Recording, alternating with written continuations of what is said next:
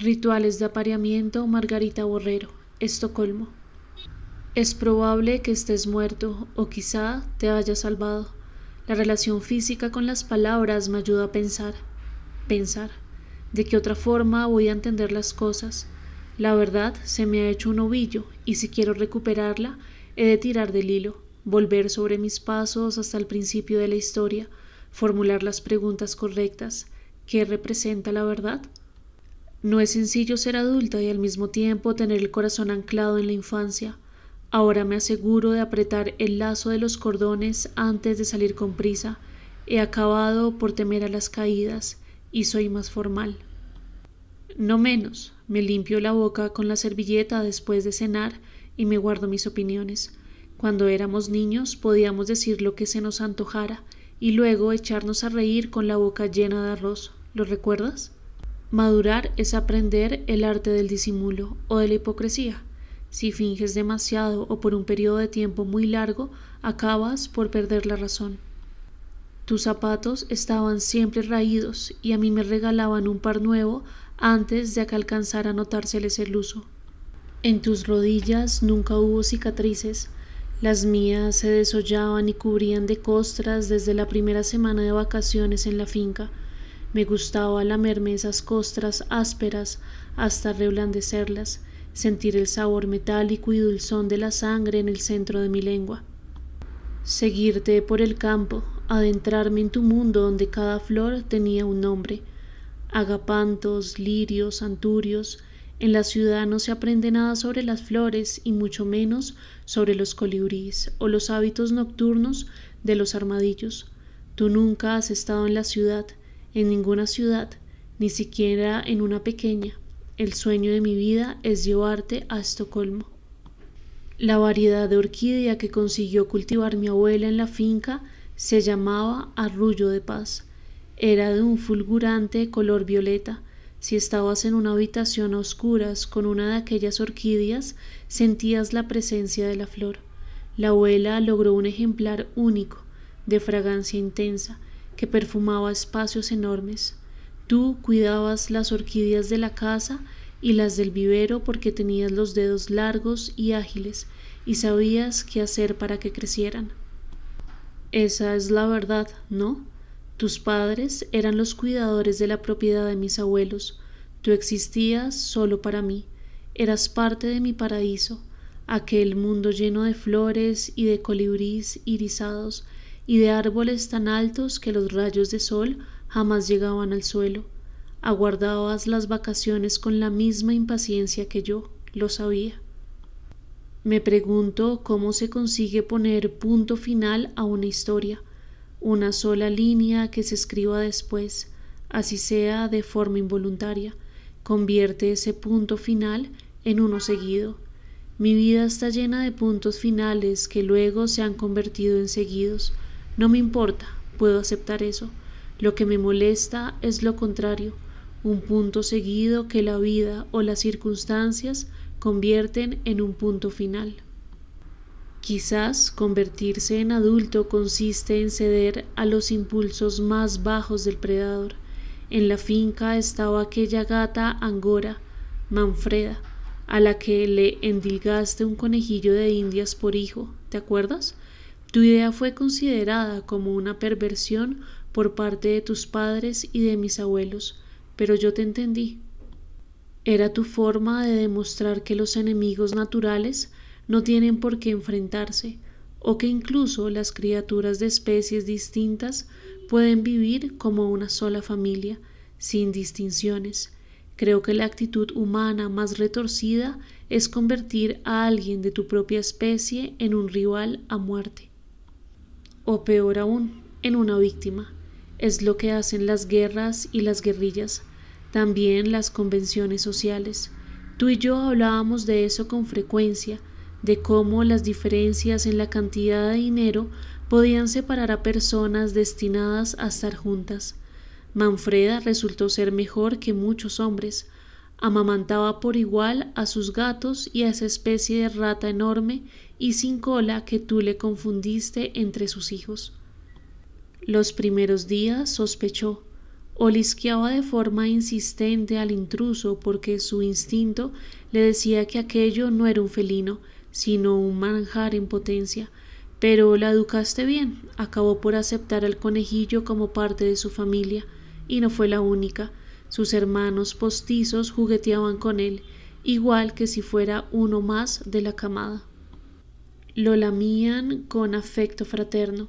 Si hubieran sido criados por guerrilleros, en lugar de hacerle cariños lo habrían destrozado con los dientes. Un beso es un mordisco civilizado. Es dulce recordar quiénes éramos entonces y lo que sentíamos. Pongo mi corazón en estas palabras para que lo escuches latir. Voy a enumerar las cosas mías de las que sé que te apoderaste cuando yo iba de vacaciones a la finca de mis abuelos. La peineta de carey que me regaló mi abuela, mi primer colmillo de leche, la foto donde aparecía con trenzas y en un bikini junto a la piscina. Mis frases son mis manos, la saliva que dejé en tu boca al besarte por primera vez, mi pelo suelto sobre tu pecho, desnudo y lampiño. Me niego a creer que estés muerto. Si lo estás, lo más probable es que sea por mi mano o por mi causa.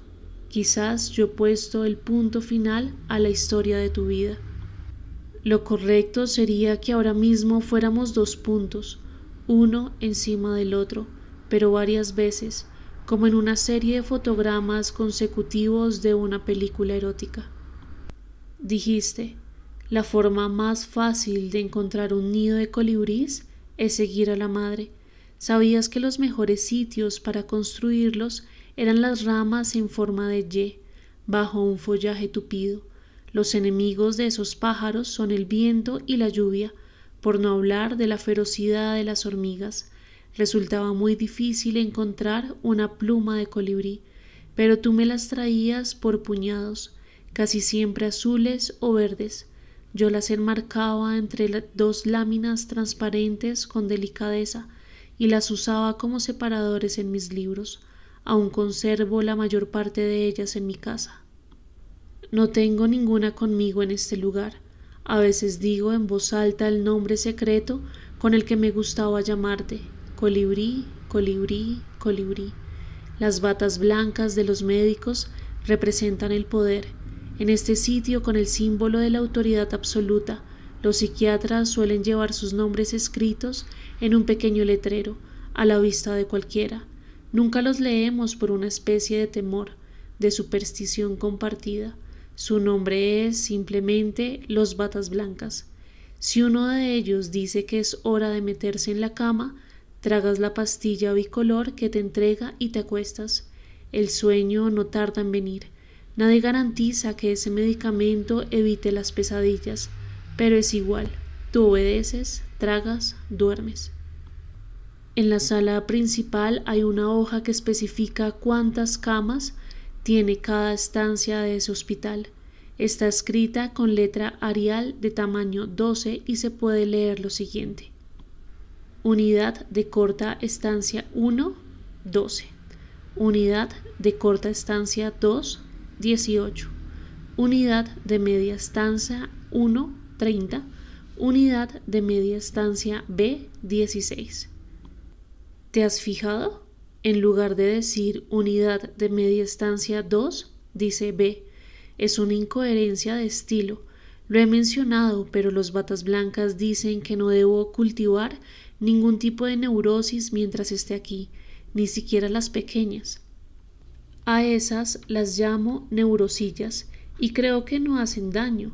Les he explicado que antes de ingresar a este sitio me ganaba la vida como periodista y la manía de arreglar las incoherencias del lenguaje es una mera deformación profesional. Esa es la verdad. Mi oficio consistía en detectar todo tipo de fallos, en particular esos pequeños mugres o excrescencias que depuran el lenguaje. Aquí las reglas son distintas. Si corrijo la dirección de alguien o una estructura gramatical errónea, un bata blanca levanta su índice sensor a la altura de mis ojos, luego lo menea de forma rítmica como un metrónomo, neurosillas. En mi unidad he hecho una amiga por vecindad, pues mi cama está al lado de la suya. Llevamos recluidas aquí casi la misma cantidad de meses. Se llama Nicolasa. A veces, por divertirnos, intercambiamos síntomas psiquiátricos. Ella actúa los míos y yo los suyos. Nos parece terapéutico, pero los batas blancas opinan que es peligroso. En una ocasión nos pillaron cuando disponíamos a intercambiar también nuestros medicamentos. Dicen que la próxima vez nos van a separar para siempre. No ha habido una próxima vez, no todavía. Ahora solo llevamos a cabo nuestros intercambios de personalidad de forma intermitente y cuando nadie nos vigila. A veces yo soy yo, a veces soy ella. Una tarde cambié tan rápido y tantas veces que de repente no era yo ni ella, sino tú, exactamente tú. Eso me ocurría a menudo cuando éramos adolescentes.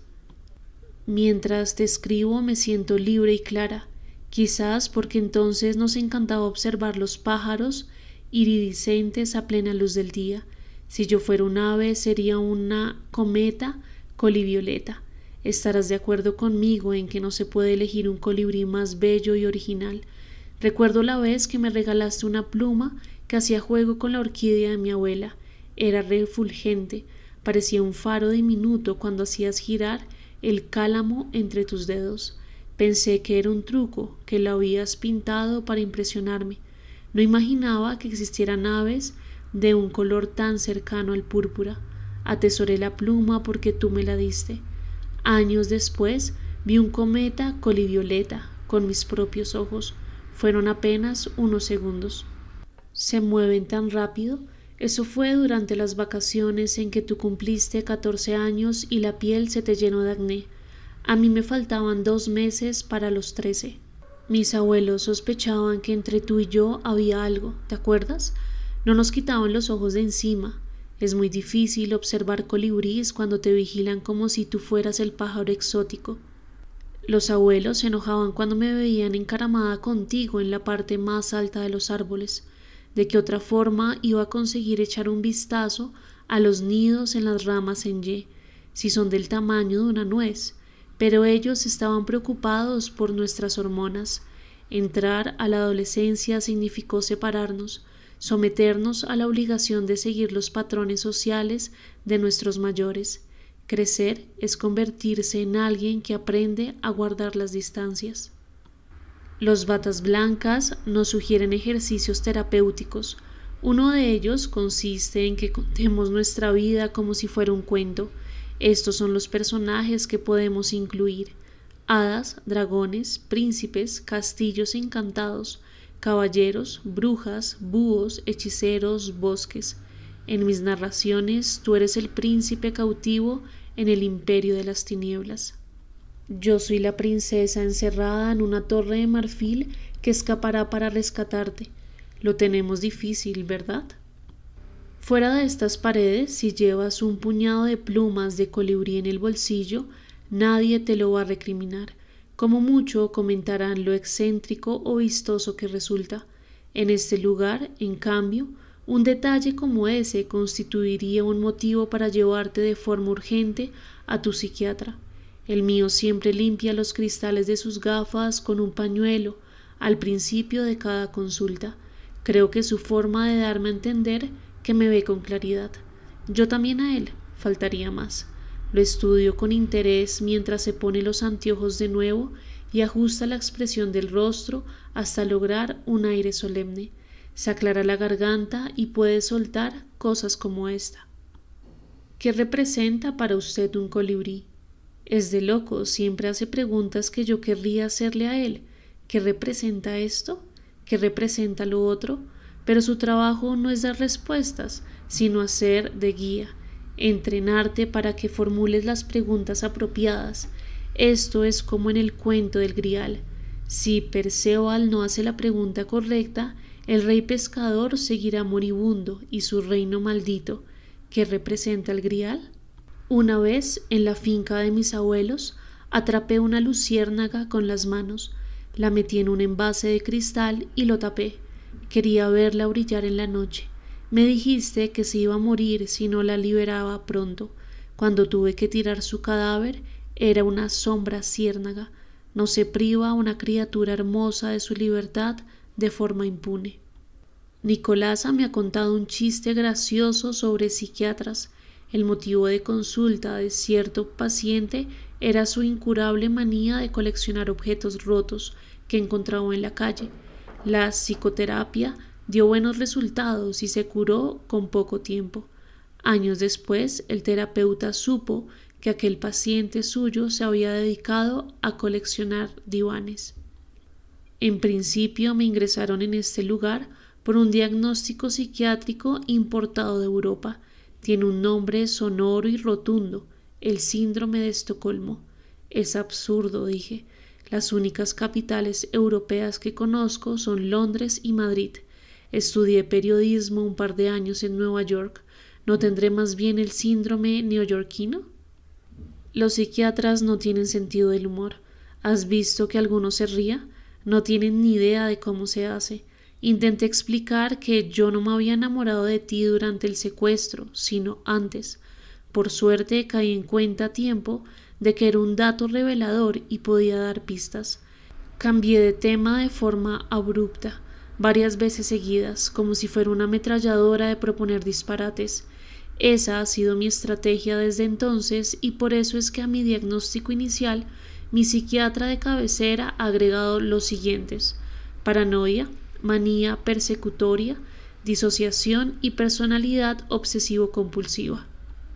Por eso y por mis intercambios con Nicolasa, he fisgado mi hoja clínica y mi cuadro ahora es más extenso. También he notado que me vigilan cuando voy al baño. Sospechan que una de mis compulsiones es acumular papel higiénico. El recuerdo es preciso. En una de nuestras excursiones ornitológicas de pronto comencé a cojear. Pensé que se me había metido una piedra en el zapato. Me senté sobre una roca junto al arroyo. Me quité el tenis y el calcetín y lo sacudí. Nada. Metí el pie dentro del agua. Luego lo apoyé sobre mi muslo para mirarme la planta. Descubrí una pepita de color negro dentro de mi piel. ¿Cómo se me habrá metido? Quizás tuviste una ampolla que al cerrarse atrapó la piedra. ¿Te duele mucho? No puedo caminar. Deja que yo lo arregle. Sacaste tu navaja limpia. Me hiciste una incisión con destreza quirúrgica. Luego succionaste la herida de la planta de mi pie. Fue placentero. Después escupiste la pepita en tu mano. Ya está. Te he sacado lo que tenías adentro. Es cierto, esa mañana te quedaste con algo mío, para siempre. La diferencia entre los pacientes de corta estancia y los de media estancia es que los segundos, en realidad, son los de larga reclusión. Yo estuve en el primer grupo, pero desde que me hice amiga de Nicolasa, me pasaron al segundo. Nadie me dice cuándo podré salir. Quizá debería estar preocupada por eso, pero hay otras cosas que me inquietan más. Por ejemplo, saber si estás vivo o no. Temo que se termine la tinta de este bolígrafo robado. Mi preocupación más recurrente es esta: ¿qué representa un psiquiatra? Aún deseo recobrar la peineta de Carey de la abuela, pero era tierno imaginar que conservabas todo lo mío. Una vez te di una grabadora de mano, de las de cassette. Ya para entonces se consideraba un artilugio viejo, pero era mía. Te gustaban los cachivaches y podía hacerte ese regalo. Te enseñé a apretar al tiempo el botón rec y play. Grabé unos versos de Lorca. Había sido la última lección de literatura antes de salir de vacaciones y estaba fresca en mi memoria. Ni la noche ni el día querían venir para que por ti muera y tú mueras por mí. Cuando terminé, acercaste tus labios a la rejilla del micrófono y dijiste: sabes que moriría por ti. Nos tuteábamos solo cuando nadie nos escuchaba. De repente mi abuelo preguntó desde la estancia continua qué hacíamos. Yo me puse nerviosa, saqué la cinta de la casetera con un movimiento veloz y la oculté entre mis pantalones. Nada, abuelo, no hacíamos nada. Así me gusta que se porten bien.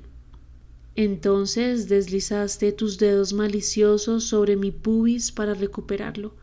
¿Recuerdas la tensión y el susto y el amor? Dios, cómo se nos esponjó el alma de Lorca. Nicolasa está aquí porque tiene personalidades múltiples. Le pregunté cómo había ocurrido y me dijo que esperara un momento a ver si recordaba. Lo hizo.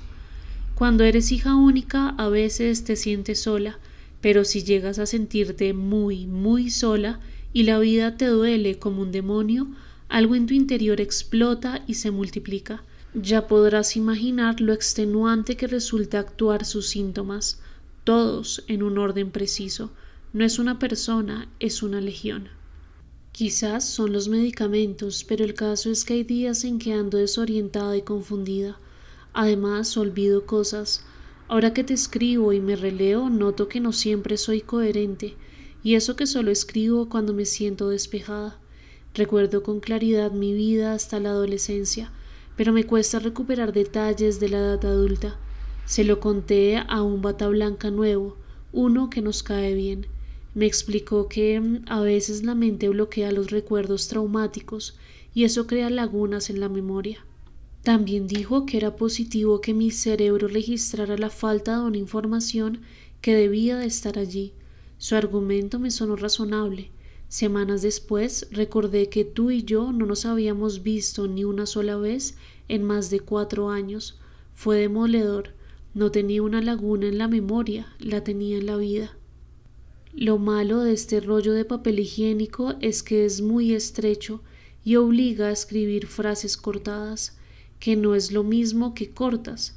El bolígrafo está defectuoso, a veces no escribe y otras suelta una gota de tinta espesa que hace huecos en mi carta. Es como una hemorragia en mis palabras. No pienses que he elegido este material por gusto. Aquí todo está controlado. Los batas blancas nos dan folios, bolígrafos y hasta crayones de colores, pero tenemos la obligación de devolver el mismo número de artículos que nos prestan.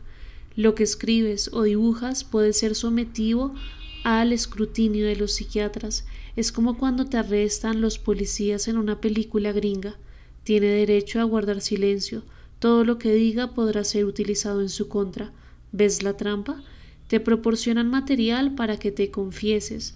Por eso, si deseo comunicarme contigo, solo contigo, debo escribir a escondidas en un material que no se controle demasiado, como el papel higiénico. En ocasiones pido un folio a los batas blancas y hago listas de cosas, por ejemplo, de los títulos de libros que recuerdo de mi biblioteca o de lo que compraría si pudiera ir esta tarde contigo al supermercado. La estrategia que tenemos, Nicolás y yo, para sacar información a los batas blancas es la siguiente. Si yo necesito saber algo, se lo digo a ella, que a su vez se lo pregunta a su psiquiatra como si fuera cosa suya, y viceversa. De esa forma mantenemos a salvo nuestros secretos. Ella me hizo el favor de averiguar que representaba mentir a propósito como un desquiciado. Su psiquiatra le dio a entender que solo un loco puede actuar la locura. El hecho de que la finja significa que ha perdido la razón. Eso dijo. Al menos es lo que dijo ella que dijo él. Yo le hice el favor a Nicolasa de preguntar a mi psiquiatra por qué nos pedían escribir nuestra historia personal como si fuera un cuento. Su respuesta fue que la mente siempre busca el sentido de las cosas. Desde pequeños los cuentos nos enseñan a encontrar el sentido más amplio de la vida. También dijo que dar una dimensión mitológica a la propia existencia ayuda a ganar perspectiva y a verla con claridad. ¿No te parece lindo? Los cuentos son como hadas luminosas dentro de la mente. Quizás también sirvan para vislumbrar un final feliz. La biblioteca del hospital tiene varios libros de psiquiatría. A veces los pacientes los leemos con el mismo interés con que un convicto estudia los tomos de legislación que hay en la cárcel. También hay buena literatura y teatro. Nicolasa adora el teatro. Es como la reencarnación de Sarah Bernhardt cuando se mete en un rol. Ha inventado un juego muy entretenido. Elegimos obras distintas. Ella lee una línea de su libreto y yo busco en el mío otra que pueda corresponderle. Por ejemplo, yo soy Antígona y ella el rey Lear. Antígona: ya me tienes. ¿Buscas aún algo más que mi muerte? Lear: Más te valdría no haber nacido antes de haberme contrariado. Antígona, ¿qué esperas, pues? Tus palabras ni me placen ni podrían llegar a serlo, y las mías te son desagradables, de todos modos. ¿Cómo podía alcanzar gloria más grande que enterrando a mi hermano? Todos te dirían que mi acción les agrada, si no fuera porque el miedo les cierra la boca, pero la tiranía tiene, entre otras muchas ventajas, la de poder hacer y decir lo que les plazca. Lear, si mientes te mando azotar. Antígona, con todo, Hades requiere leyes igualitarias. La madre de Nicolasa consumía drogas cuando estaba embarazada de ella. Luego el padre las abandonó a ambas por una azafata de Avianca. Lo describe como un hombre de pestañas lisas que siempre tuvo debilidad por los uniformes rojos. Por eso aborrece ese color. Ahora mismo escribo desde un escondite especial, alejada de ella, pues el color de mi bolígrafo desataría su furia. Es capaz de destruir esta versión mísera de diario que acumulo con tanta dificultad en este papel que no está hecho para escribir. Yo lo hago para ti, lo protejo de las miradas, del fuego y del agua por ti. Una de las personalidades de Nicolasa es pirómana. Es la única de su legión de personajes que aún no he interpretado. En cambio, me hace tanta gracia actuar su cleptomanía que una vez le robé un encendedor. No sé dónde lo obtuvo, es un objeto prohibidísimo en este lugar. Lo escondo junto con mis rollos de papel higiénico, lo que tal vez no es buena idea. Tengo que encontrar la verdad y contarla. Si salgo de este sitio, iré a buscarte vivo o a buscar tu cadáver para enterrarlo contra quienes se opongan. Seré tu Antígona. La casa grande, la de los abuelos, estaba en la parte más alta de la finca, rodeada de rosales y orquídeas. La de tus padres quedaba abajo, muy cerca de la entrada. A su alrededor crecían geranios y plantas de hierbabuena. Siempre masticabas una de esas hojas para que tu aliento fuera dulce. Cuando tu madre subía a la casa grande a prepararnos el desayuno, a veces contigo saludaba así: buenos días a la gente de arriba. La contestación de los abuelos era siempre idéntica: buenos días a la gente de abajo. La vez que nos escabullimos para hacer el amor, te metí la lengua en la boca y me robé la hoja de hierbabuena que escondías debajo de la lengua. Te dije que íbamos a invertir el orden de las cosas. Tú te colocarías arriba y yo abajo. En cuanto nos quitamos la ropa, quedamos tan aturdidos que no supimos cómo continuar. Te sonrojaste mucho. Era algo que te ocurría siempre. Tu cara se ponía colorada y no te gustaba que yo te viera. Tendí mi melena sobre tu pecho y nos quedamos muy quietos, tensos y vírgenes, fundidos en un abrazo casto, pero con el puñal de la culpa atravesado entre los pulmones. ¿Y ahora qué?, dije yo. Ahora nos vestimos y nos devolvemos a la finca. No deben descubrir que nos hemos escapado. ¿Qué relación podía tener todo aquello con el síndrome del Estocolmo? Al narrar una historia es importante dejar claro quiénes son los malos desde el principio. En la nuestra hay malos de diversa índole, pero el peor de todos, el más grande, es el presidente de la República. ¿Sabes por qué lo creo? Porque te cuidas de quienes sabes que desean hacerte daño, es lo normal, pero confías en los responsables de protegerte.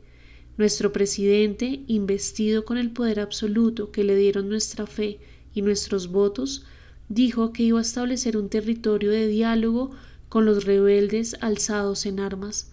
Decretó que un pedazo del país fuera entregado a la guerrilla y hasta le puso nombre: zona de distensión. Dio su palabra de que serían pocos meses. Lo que opinaban quienes trabajaban y tenían sus hogares en esas tierras no fue tenido en cuenta. Entre esas personas estaban tu familia y mis abuelos. Yo me fui ese año a estudiar periodismo en Nueva York y no pude hacer nada por ti. Supón que esto es un cuento. El presidente de la República es el brujo perverso que se hace pasar por un rey bueno. Entrega parte del reino a una horda de bárbaros y decreta que ninguna criatura, ley o criatura luz vuelva a la zona.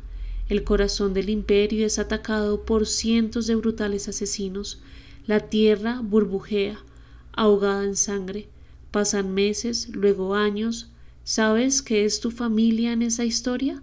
Campesinos traicionados por su rey, esclavos con los que comercian los bárbaros, víctimas. La abuela dice que la mala hierba es obstinada y vil. Una vez que abandonas un terreno es probable que crezca en él algo dañino y feo, por ejemplo, un zarzal. Después ya nunca recuperas la zona del todo. No sirve prenderle fuego ni destruir las ramas que se multiplican a partir de un núcleo, como los brazos del pulpo.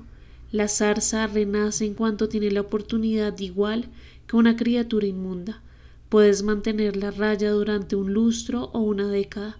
Cualquier mañana, una especie de pata larga, delgada y verde emerge del fondo oscuro, se aferra con sus espinas a la superficie, extiende sus tentáculos. Permanezco recluida en este hospital por varios motivos. Uno de ellos es el seguro médico del diario neoyorquino para el que yo trabajaba. Cada vez que el periódico contrata ayudantes locales para que acompañen a sus corresponsales de guerra, los cubre con seguros muy costosos y completos. Necesitan guías expertos en la zona donde se va a hacer el reportaje. Sus colaboradores deben quedar protegidos en caso de accidente, enfermedad o muerte. Es una obligación legal. Mi estadía en este sitio está cubierta hasta que me cure. Es lo que tienen los buenos seguros. Pagan bien y los hospitales los vampirizan. Si no fuera por eso y por la complicidad entre el psiquiatra y mi familia, hace mucho habría abandonado este lugar para ir a buscarte. Leí en el diario que el ejército consiguió liberar a un rehén de manos de la guerrilla un par de semanas después de que yo escapara. Él y yo habíamos coincidido en uno de los campos de prisioneros. Era un maestro, un hombre sociable y compasivo. Intentó enseñar francés a sus captores y le rompieron la boca con la culata de un rifle. Lo aislaron. Entonces se dedicó a enseñar francés a los pájaros. Al cambiarlo de campamento, algo que ocurría con frecuencia, reclutaba nuevos alumnos. Le daba lo mismo que fueran murciélagos o iguanas. Cuando al fin estuvo libre, declaró a la prensa que el hecho de dar esas lecciones le había permitido conservar la cordura. Es algo que no entiendo. Si alguien en este sitio se dedicara a enseñar modales a los gorriones del jardín, por ejemplo, lo pasarían de inmediato a la unidad de media estancia B, la mía. Pero por lo visto, si no tienes un seguro médico de lujo, nadie va a decirte que estás loco. Yo nunca había trabajado como ayudante de un corresponsal de guerra. Por lo que recuerdo, mi vínculo con el famoso diario neoyorquino tuvo lugar de la siguiente manera. El hermano mayor de un compañero de mi facultad trabajaba para el periódico. Cuando le encomendaron entrevistar a la guerrilla en la zona de despeje, los dos hermanos recordaron que yo había pasado buena parte de mi vida allí, todas mis vacaciones. El que era periodista me propuso acompañarlo. Acepté enseguida, sin contárselo a mi familia. Mi idea era conseguir una información sobre su paradero. Por pequeña que fuera, después de 4 años sin noticias tuyas, me sentía desesperada. No calculé el riesgo o no me importó. Se suponía que el periodista, el fotógrafo y yo saldríamos juntos de Nueva York e íbamos a pasar en la zona apenas una semana. La guerrilla dio su palabra de no retenernos. ¿Qué representa la palabra de un criminal? Aire pútrido. Nos convirtieron en sus rehenes y nos obligaron a recorrer la selva con ellos durante meses. Luego me separaron de los otros dos y me pusieron en un campamento distinto. Entonces te vi. Eras uno de ellos, pero no como ellos. Supe que ambos corríamos peligro si descubrían que éramos viejos conocidos. Saludé en clave, de modo que solo tú lo entenderías.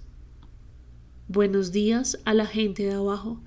Nadie me contestó, eran las reglas, pero noté que bajabas con los dedos la visera de tu gorro.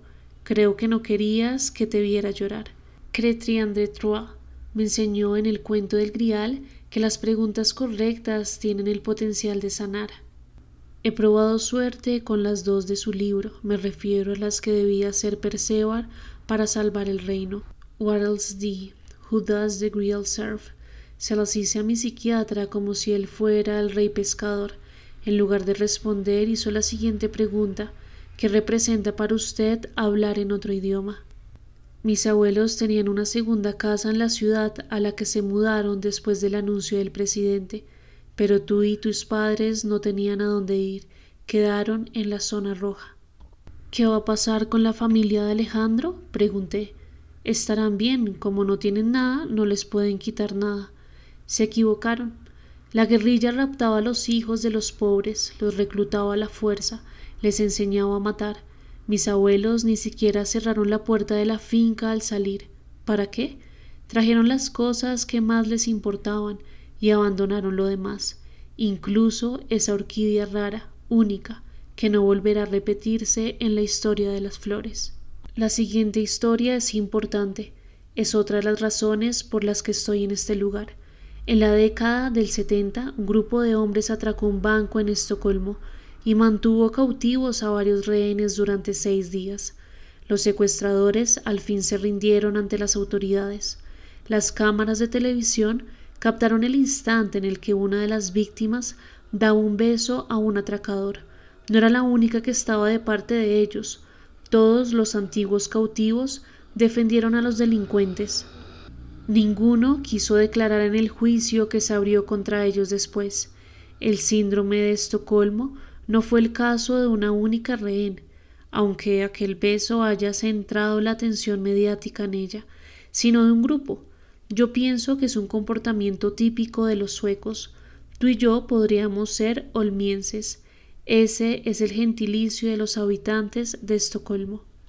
En el momento menos imaginado, Nicolasa suelta su frase predilecta. Es algo así como un grito de guerra. Algo huele a podrido en Dinamarca. Solo toma bebidas en vasos de cristal azul. Cuando se ríe es como si rieran muchas personas a la vez.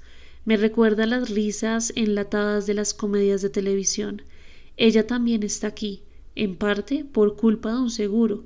Sus tíos son millonarios y no tienen hijos. Mientras les quede un centavo en la cuenta, ella seguirá recluida. Creo que algo huele a podrido en este psiquiátrico. He aquí un ejemplo del tipo de cosas que escribo en las hojas que los batas blancas nos prestan. Los árboles y las flores que hay en el jardín del hospital son arbustos, pinos, eucaliptos, cedros, azucenas, anturios, heliconias, estrellas de Belén, lirios. No hay rosas, abunda la hojarasca. A mi psiquiatra de cabecera le interesan mucho mis sueños. Tan pronto tengo uno, lo primero que hago es contárselo a Nicolasa. Se lo narro con todo el detalle del que soy capaz.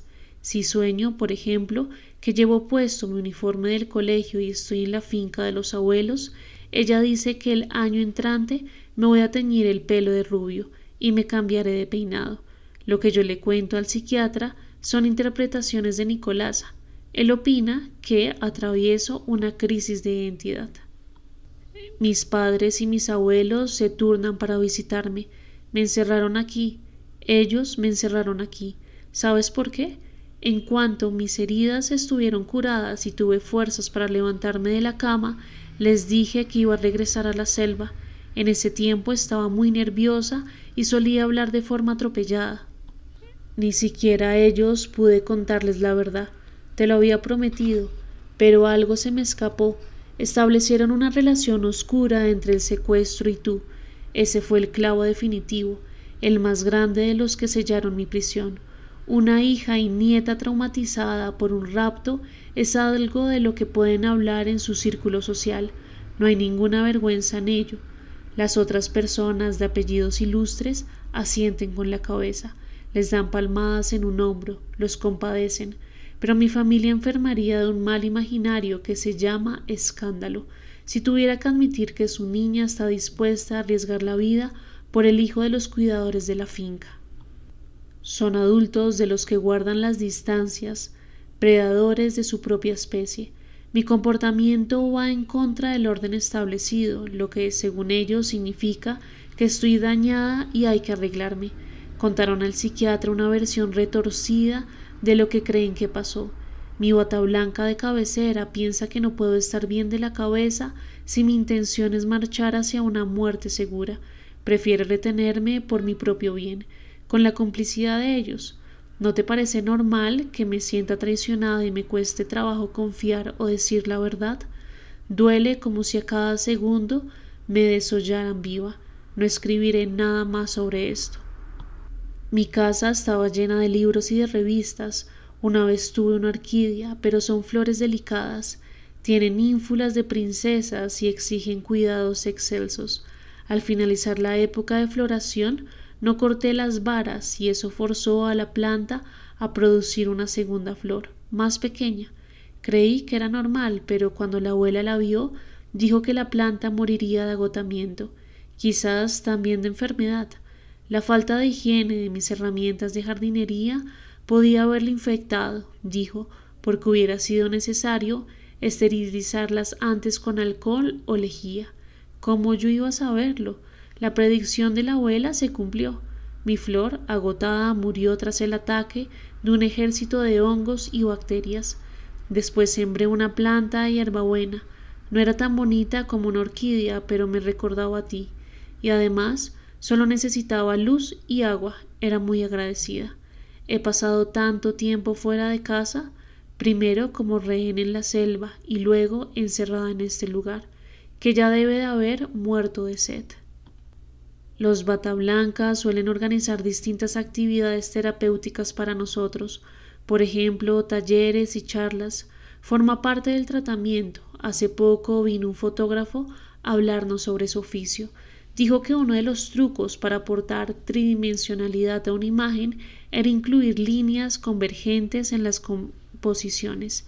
El lugar donde se unen esas líneas se denomina punto de fuga.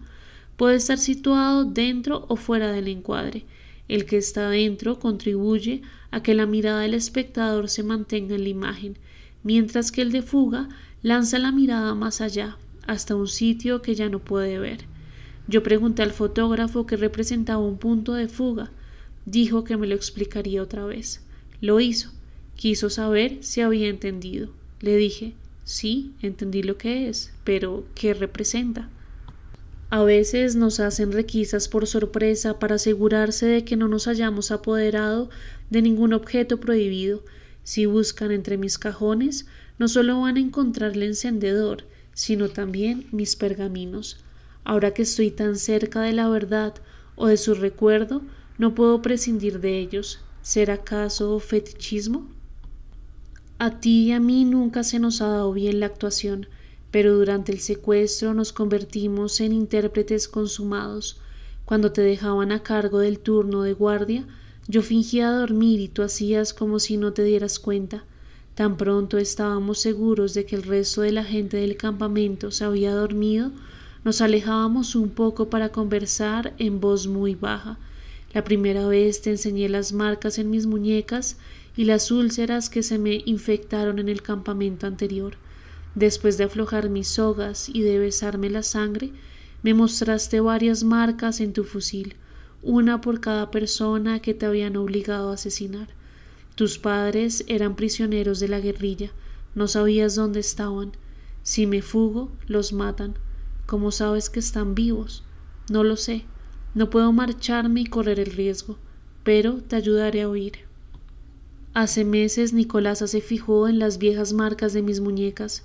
Ella tiene varias de sus intentos de suicidio. Cree que las mías son del mismo tipo y dice que somos hermanas de cicatriz. El único vehículo autorizado a entrar en el jardín del psiquiátrico es la camioneta del jardinero. Nicolasa y yo nos hemos convertido en sus auxiliares y a veces rastrillamos hojas con él. Cada viernes lo ayudamos a cargar los bultos de hojarasca en el platón de atrás. Después, guarda sus enseres de trabajo en la caseta de labores, vuelve a su vehículo y se va.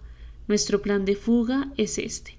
El próximo viernes, cuando vaya a la caseta, nosotras vaciaremos 2 de los bultos y nos esconderemos en ellos. Hace semanas que cavamos huecos cerca de donde suele estacionarse. Son agujeros más anchos que hondos, así nos llaman la atención. Cada tarde agarramos varios puñados de tierra y hacemos montoncitos. Servirán para enterrar la hojarasca que saquemos de los bultos. Fuiste enfático cuando dijiste que mi vida dependía de que siguiera tus instrucciones sin discutir. Ibas a cortar mis sogas, pero debía llevármelas y arrojarlas al río, de modo que no quedaran evidencias en el lugar de la liberación. Debía propinarte un golpe fuerte en la cabeza con la culata de tu rifle, pero no llevarme el rifle. Debía correr en dirección norte sin detenerme. Me regalaste tu brújula. También una cantimplora llena de agua. Según tus cálculos, si corría a la velocidad apropiada, 1 hora más tarde iba a encontrar una finca con las vallas pintadas de color azul añil. No se te ocurra pedir ayuda a esa familia, son cómplices de los guerrilleros. Si necesitas algo, róbalo, evita que te vean y no pares de correr. Dijiste que 3 horas más tarde iba a llegar a un pueblo y que en él iba a encontrar una estación de policía. Cuenta que escapaste tras atacar a quien te mantenía prisionera. Debes decir que crees que estoy muerto, pero que no estás segura. Podrían empapelarte por homicidio. No reveles mi identidad. No digas que me conoces ni des pistas sobre la ubicación de los campamentos. La guerrilla tiene infiltrados y lo que reveles lo sabrán mis jefes. Sea ambigua, invente historias hasta que pongan en duda tu salud mental. Jamás reveles a nadie la verdad. ¿Entendido? A nadie. Te lo prometí. Estuve a punto de traicionarte una única vez. Aquella ocasión en que dije al psiquiatra que yo me había enamorado de ti antes del secuestro y por lo tanto era imposible que padeciera del síndrome. He aprendido a no subestimar la inteligencia de los bata blanca. Mi ambigüedad les induce a pensar que oculto algo para proteger a alguien. Lo cierto es que hace meses que miento como una bellaca y ahora hasta yo misma dudo de mi buen juicio. Me guardé la verdad para protegerte, pero se me ha perdido y la necesito. Es como cuando escondes algo precioso en un lugar seguro y luego olvidas la ubicación. Te obsesionas con ello. Fue lo que me ocurrió. Por eso escribo, te escribo. Las palabras visibles son menos huidizas y solo contigo puedo compartir lo que es verdadero. Necesito volver al principio. ¿Qué era? Los abuelos, la finca, los colibríes. En el corazón de mi vida siempre estuviste tú. Sé quién eres, sé lo que representas, lo sé.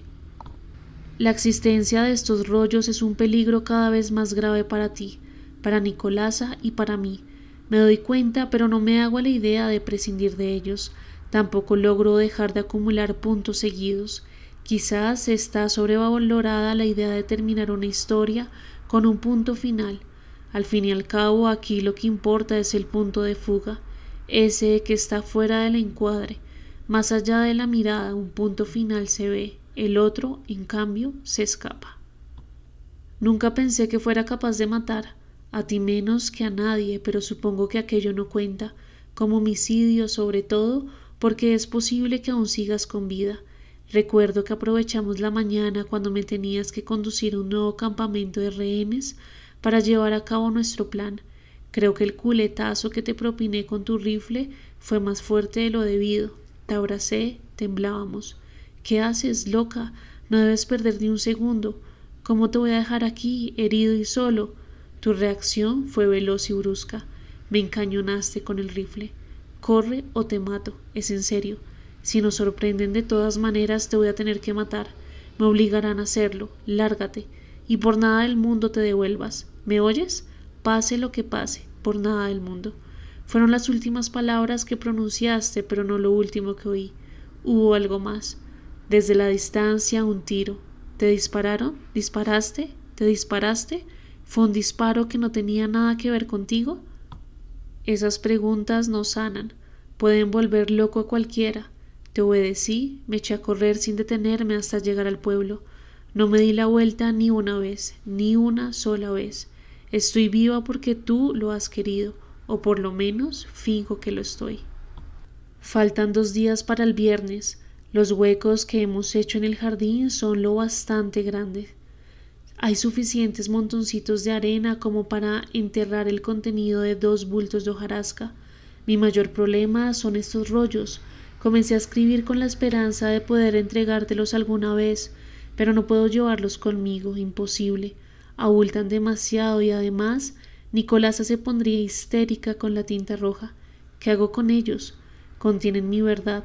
No sé si voy a tener el valor de destruirlos, no lo sé. Lo sensato sería prenderles fuego en vísperas de la huida, junto con las sábanas. He planeado ocasionar un incendio como distracción. Es algo que no sabe ni mi cómplice. En cuanto esté afuera de aquí, lo primero que voy a hacer es encontrar a tus padres. Una vez que los ponga a salvo, volveré a la selva a buscarte. Si estás muerto, te enterraré como mereces. Si estás vivo, te llevaré al único lugar del mundo donde nadie va a impedir que estemos juntos. Ni nuestras familias, ni las convenciones sociales, ni la guerrilla, ni los batas blancas, ni los malos en ningún cuento de la historia de literatura universal. Nadie. Iremos a Suecia. No sé si escuchas la radio, pero si lo haces, puede que te enteres del éxito de mi plan. Sabrás que lo conseguí. Si oyes que 2 internas de un prestigioso centro psiquiátrico provocaron un incendio antes de escapar, seguro que saldrán las noticias. Nota al lector. No sé quién eres, pero si estás leyendo mis rollos y has alcanzado esta línea, ya entiendes que mi libertad y la vida del hombre que amo están en tus manos. Es probable que decidas revelar mi secreto, o no. En todo caso, antes de que tomes una decisión, quisiera que respondieras unas preguntas. ¿Qué representan para ti estas cosas? Las orquídeas, los colibríes, un texto en tinta roja escrito sobre un rollo de papel higiénico, las listas, Estocolmo.